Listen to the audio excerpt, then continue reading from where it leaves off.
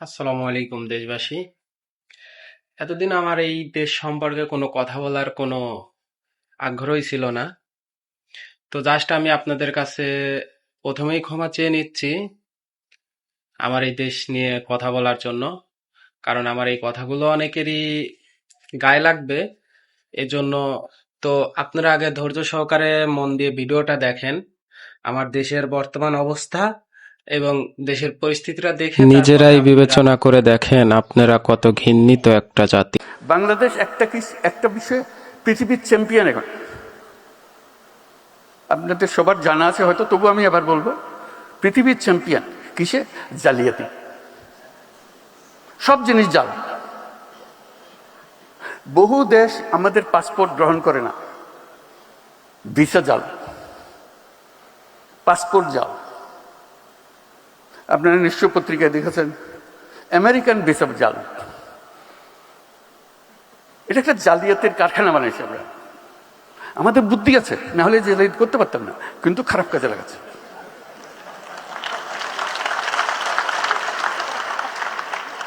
যে জালিয়াতি করতে জানে তার কাছে অনেক ক্রিয়েটিভিটি।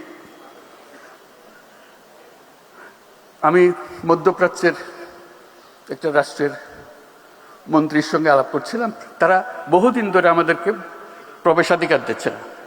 বাংলাদেশি কোনো মানুষ, শ্রমিক বলে কথাটা, কোনো মানুষকে প্রবেশাধিকার দেবে না। এমনকি আমি যেটা তাদেরকে বোঝানোর চেষ্টা করার জন্য সর্বনিম্ন, আমাদের যে মেরিনার, যারা জাহাজ চালায় দুনিয়াতে, should be proud of them. They are leading the industry. যে তারা জাহাজ চালায় দুনিয়ার, তারা এক বন্দর থেকে আরেক বন্দর, সেই উপলক্ষে তাদেরকে ওই দেশের বন্দরে যখন জাহাজ আছে তখন কয়েকদিনের জন্য তারা ছুটি পায়, শহরে গিয়ে একটা ঘোরাফেরা করে আসা যাওয়া করতে পারে, জাহাজ ছেড়ে স্থলে আসতে পারে। ওই দেশে তারা আমাদের বাংলাদেশি নাগরিক হলে তাকে নামতে দেওয়া হয় না। আমি শুধু মিনতি জানালাম যে বেচারা জাহাজে জাহাজে ঘুরে, অন্তত তাদের জন্য একটা পারমিশন দাও। বলছে আমাদের নিয়ম তো সবার জন্য প্রযোজ্য, আমরা কি করি? তুমি আমার আবেদনটা গ্রহণ করো, শুধু তাদের জন্য দাও, আর যদি মনে করো সবার জন্য পর উন্মুক্ত করবো। তো কয়েক মাস পরে শুনলাম যে তারা মেরিনারদের পারমিশন দিয়েছে। একটা দুটা দেশ না, লম্বা লিস্টি যাদের দেশে আমাদের প্রবেশাধিকার নাই।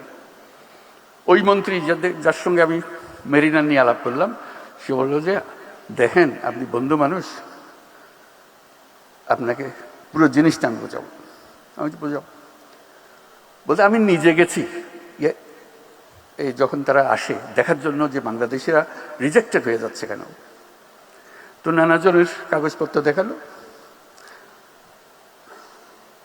শিক্ষার সার্টিফিকেট ভুল, জালিয়াত। বলছে একজন মহিলা, সে আসছে এখানে ডাক্তার হয়ে, তার ভিসা হলো ডাক্তারের ভিসা। আমি দেখে বুঝলাম ডাক্তার হবার তার কোনো ক্ষমতা নাই, তার চেহারায় বলে না ডাক্তারের কিছু আছে। তা আমি জিজ্ঞেস করলাম আপনি কোন মেডিকেল থেকে পাশ করেছেন? তখন কাগজপত্র গাইতে আর জন্য বের করে দিল মেডিকেল সার্টিফিকেট। তো স্টাফরা বললো স্যার এটা জাল, এটা ভুয়া। বাকি সমস্ত সার্টিফিকেট তার জাল। সে বললো যে আমার অ্যাসেসমেন্টে সবোধ কাজ যেটা শেষ পর্যন্ত করবে, আমি ঢুকতে পারমিশন দিলে সে গৃহকর্মী হবে, কিন্তু নিয়ে এসছে ডাক্তারের সার্টিফিকেট। কি হবে আমাদের? এই প্রযুক্তির কথা বলছি যে এই প্রযুক্তি সে জালিয়াতির কাজে লাগাবে।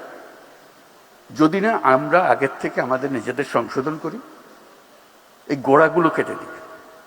হাজারে হাজারে মানুষ, নানা ভুয়া, সবকিছু ভুয়া, পারমিশন ভুয়া, ব্যাংক সার্টিফিকেট ভুয়া, এবং আমরা ইস্যু করছি সেগুলো, এবং জেনুইনলি ইস্যু করছি। যেখান থেকে যাওয়ার কথা সেখান থেকে ইস্যু করছি পয়সা। কাজেই আমাদেরকে প্রযুক্তিতে আসতে হলে ন্যায্য জিনিস নিয়ে আসতে হবে। জালিয়াতির কারখানা, এই দেশ জালিয়াতির কারখানা হবে না, হবে না, হবে না। এটাকে আমরা করতে চাই না। আমরা নিজ গুণে দেশে সারা দুনিয়াতে মাথা উঁচু করে চলতে চাই এবং সেই সামর্থ্য আমাদের আছে। আজকে এই প্রযুক্তির বৈঠকে আমরা সেইভাবে মন থেকে